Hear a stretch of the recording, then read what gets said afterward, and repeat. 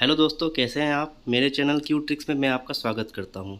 आज हम सीखेंगे all in one solution payroll system, जिसमें से कि आप एम्प्लॉयज़ का अटेंडेंस रिपोर्ट आसानी से बना पाएंगे, एम्प्लॉय लीव स्टेटस आप आराम से बना पाएंगे, उसके सैलरी स्लिप्स अच्छे से बना पाएंगे। और यह multiple all in one solution है आपका पेरोल सिस्टम का। ठीक है, तो चलिए स्टार्ट करते हैं वीडियो।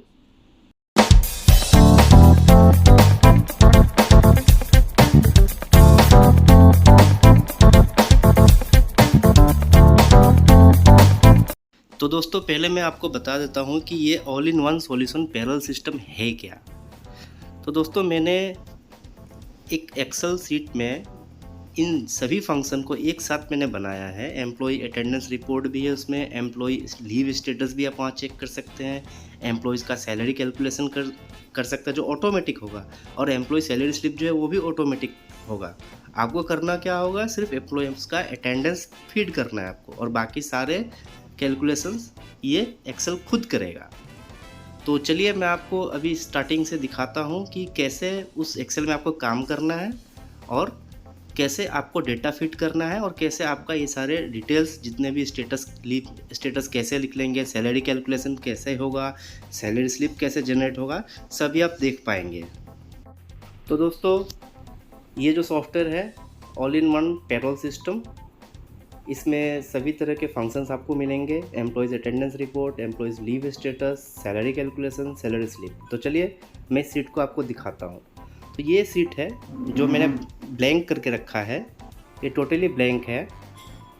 और यहाँ पे सेकंड सीट पे आप देख सकते हैं ये कैलकुलेशन है, जहाँ पे आपका सैलरी कैलकुलेशन और इधर ये सैलरी स्लिप, ये 3 टैब है यहाँ पे।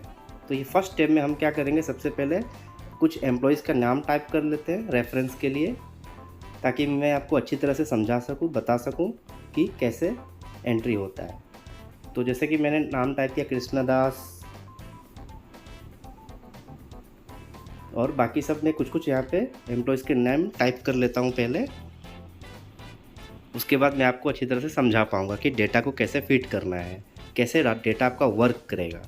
तो दोस्तों, मैंने इसको बहुत ही मेहनत से बनाया है आप लोगों के लिए, और सभी सेल्स को मैंने रेफरेंस से लिंक किया हुआ है। आपको सिर्फ जो ब्लैंक सीट्स है उसी को फिल आउट करना है, बाकी सारा कैलकुलेशन ये एक्सेल खुद करेगा। तो जैसा कि देख सकते हैं मैंने लगभग टाइप कर लिया, और 2-3 और टाइप कर लेता हूँ नाम। तो एक और 2 और टाइप कर लेता हूँ, ताकि थोड़ा डेटा बड़ा होगा तो आपको समझने में आसानी होगी। तो ये हो गया लास्ट मेरा। एक श्वेता तिवारी और एक टाइप कर लेता हूँ। अब मैं इसको सीरियली 1 2 3 4 सीरियल कर देता हूँ। तो ये मैंने सीरियली सबका नाम यहाँ पे फिट कर लिया। अब आप यहाँ पे देख सकते हैं दोस्तों कि यहाँ पे CL है, कहीं पे SL है, EL है, OL है। तो ये सबका डेफिनेशन यहाँ पे लिखा हुआ आप देख सकते हैं। जैसे P फॉर प्रेजेंट हो गया, कैजुअल लीव हो गया, सिक लीव हो गया, अर्नड लीव हो गया, अदर लीव हो गया, loss of the day, half day CL, half day SL, half day EL, half day OL।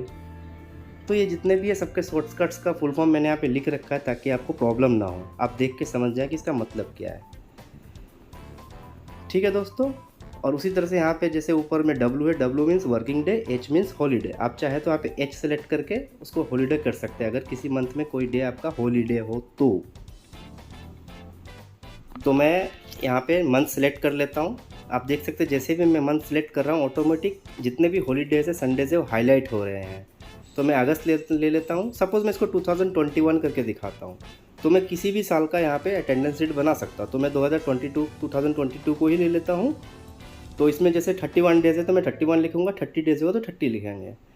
अब मैं क्या करता हूँ, जितने भी आपके लीव्स है उसको मैं क्रेडिट कर देता हूँ कुछ डेज़ का, जैसे 10, 12, 15, और अदर लीव को मैं फ़िलहाल 0 रहने देता हूँ। और सभी को मैं एक ही जैसा कर देता हूँ, सभी को एक ही क्रेडिट कर देता हूँ जितने भी हॉलीडेज़ है। तो सभी के जितने भी लीव्स हॉलीडेज़ हैं, चाहे लीव्स है, वो मैं क्रेडिट कर दिया। जो कैजुअल हो, सिक लीव हो, अर्न लीव हो, जो भी है वो मैंने यहाँ पे डाल दिया। अब हमें करना क्या है, अब मैं सब में प्रेजेंट लगा देता हूँ पहले। मैं एज्यूम करता हूँ कि सभी एम्प्लॉयज़ पूरे महीने तक प्रेजेंट थे अप टू 31 डेज़। तो सभी में मैं पहले प्रेजेंट लगाता हूँ। देखिए प्रेजेंट लगाने के साथ साथ पेड डेज़ 31 डेज़ हो गया। तो जैसे जैसे मैं यहाँ पे डेटा फीड करते जाऊँगा वैसे वैसे वो यहाँ पे वो क्लोजिंग बैलेंस के साथ माइनस होते चला जाएगा। तो जैसे फर्स्ट डे में प्रेजेंट डे, सेकेंड डे को मैं कैजुअल कर लेता हूँ। तो कैजुअल करने के साथ साथ आप देखेंगे कि कैजुअल में वो माइनस हो गया, ये माइनस हो चुका है। उसी तरह से मैं सिक लीव एसएल कर लेता हूँ, तो सिक लीव माइनस हो गया। फिर अर्न लीव माइनस हो गया। उसी हिसाब से सपोज़ मैं फिर दूसरा कुछ लगा के देखता हूँ, और जैसे कि क्या है हमारा लॉस ऑफ पे एलपी, सपोज लॉस ऑफ पे है तो वो एलपी देखिए एलओपी डेज 1 डे हो गया यहाँ पे। अब मैं यहाँ पे दूसरा कुछ करके देखता हूँ, जैसे कि और भी है हमारे पास, जैसे हाफ कैजुअल था, हाफ कैजुअल हो गया, हाफ सिक लीव है, ऐसा भी होता है ना कभी कभी हाफ सिक लीव भी होता है, वो है हो गया। हाफ अर्न लीव हो गया, हाफ लॉस ऑफ पे हो गया, देखिए माइनस हो गया, हाफ डेज 1.5 हो चुका है अभी ये। तो दोस्तों अभी हम सेकेंड शीट में चलते हैं। तो सेकेंड शीट में देखिए ये मैंने यहाँ पे जो मैंने नाम टाइप किया था ऑटोमेटिक एम्प्लॉयज़ नेम यहाँ पे आ गया, क्योंकि ये रेफरेंस किया हुआ है। बट यहाँ पे डेजिग्नेशन कुछ कुछ है जो सभी का मैं डाल देता हूँ। जैसे कि इसको अकाउंटेंट कर देता हूँ, इसको मैं सुपरवाइज़र कर देता हूँ, इनको मैं ट्रेनी लिख देता हूँ। तो इस हिसाब से मैं सभी लोगों के डेजिग्नेशंस यहाँ पे पहले मैं टाइप कर लेता हूँ, ताकि हमारा जब पे स्लिप जब जनरेट हो तो एक्यूरेट पे स्लिप जनरेट हो। इसलिए मैं डेटा फीड करके आपको दिखा रहा हूँ।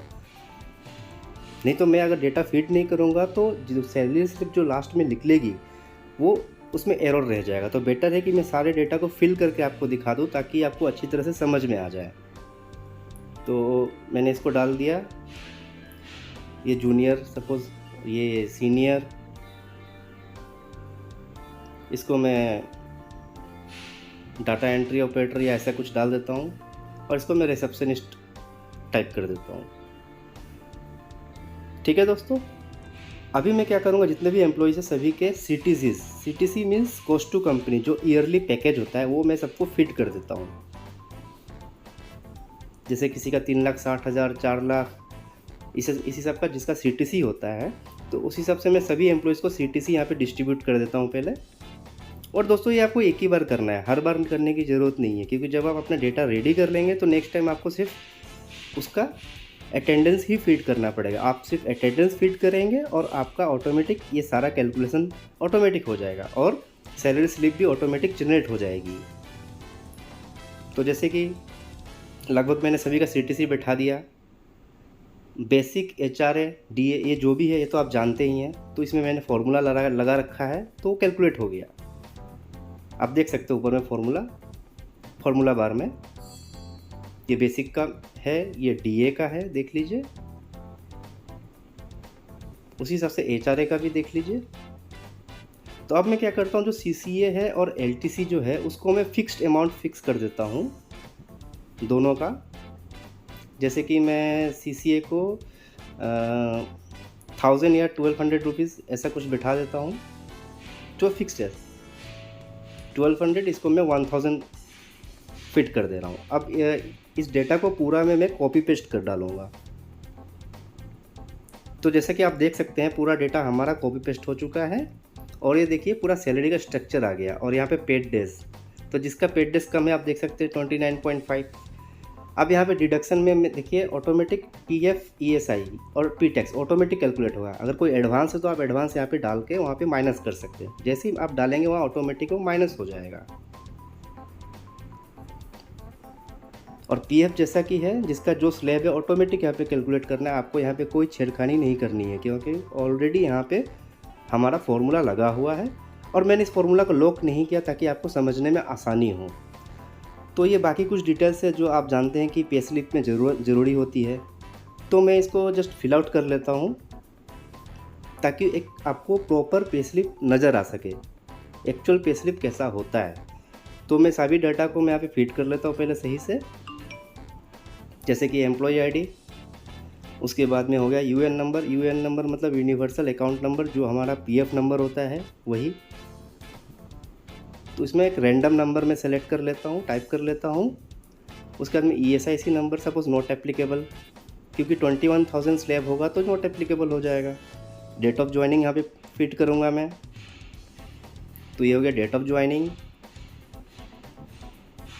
उसके बाद में बैंक, कौन सी बैंक में आप सैलरी दे रहे हो, एचडीएफसी, तो मैं एचडीएफसी बैंक यहाँ पे टाइप कर लेता हूँ। और उसके बाद अकाउंट नंबर, जो एम्प्लॉय का अकाउंट नंबर है, मैं एक रैंडम अकाउंट नंबर टाइप कर देता हूँ। उसके बाद में बैंक का आईएफएससी कोड, जो बहुत ज़रूरी होती है पेमेंट के लिए, तो यहाँ पे मैंने आईएफएससी कोड टाइप कर दिया। उसके बाद में pan number, permanent account number जो है उसका जो भी हो 10 डिजिट का, वो मैं यहाँ पे टाइप कर ले रहा हूँ। सॉरी, स्मॉल हो गया, मैं इसको कैपिटल में कर ले रहा हूँ।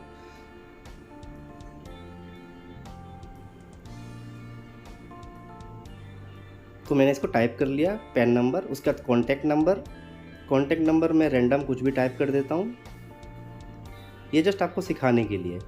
और ईमेल आईडी example@example में टाइप कर लेता हूँ, थोड़ी स्मॉल में कर लेता हूँ क्योंकि कैपिटल हो गया ये, या तो ये ईमेल आईडी मैंने फीड कर दिया। अब मैं उसका एम्प्लॉय का डेट ऑफ बर्थ फीड करूँगा। तो जैसे कि मैं कुछ भी एक random date of birth feed कर लेता हूँ। अब डेट ऑफ बर्थ फिट करने का देख सकते हैं पूरा डेटा हमारा यहाँ पे तैयार है एक एम्प्लॉय का। मैं क्या करता हूँ, सभी डेटा को सभी एम्प्लॉयज़ में फिट कर देता हूँ ताकि आपको समझाने में आसानी हो। सभी में मैं कॉपी पेस्ट कर ले रहा हूँ, और आप जो एक्चुअल हो वो आप टाइप करेंगे। मैं जस्ट आपको दिखा रहा हूँ फॉर एग्जांपल। तो मैंने पूरा डेटा फिल आउट कर लिया, आप देख सकते हैं पूरा डेटा फिल आउट हो चुका है, और आपको बार बार नहीं करना। आप देखिए यहाँ पे सैलरी स्लिप, मैं एक नाम सेलेक्ट करता हूँ, देखिए कितनी अच्छी तरह से ये सैलरी स्लिप जनरेट हो चुकी है। हमें कुछ नहीं करना पड़ा, जस्ट सिर्फ यहाँ पे नाम सेलेक्ट करना है और उस बंदे का, उस एम्प्लॉय का यहाँ पे स्लिप जनरेट हो जाएगा। आप इसको आराम से प्रिंट आउट ले सकते हैं, चाहे तो यहाँ पे अपना लोगो लगा सकते हैं। देखिए उसका सारा डेटा यहाँ पे आ चुका है, और अकाउंट नंबर जो भी वहाँ पे हमने फिट किया था यहाँ पे ऑटोमेटिक आएगा। तो ये हमारा डेटा रेडी है, देख सकते हैं। तो हाँ, चलिए मैं आपको एक बार प्रिंट प्रीव्यू भी दिखा देता हूँ कि हमारा पे स्लिप प्रिंट प्रीव्यू में कैसा दिखेगा।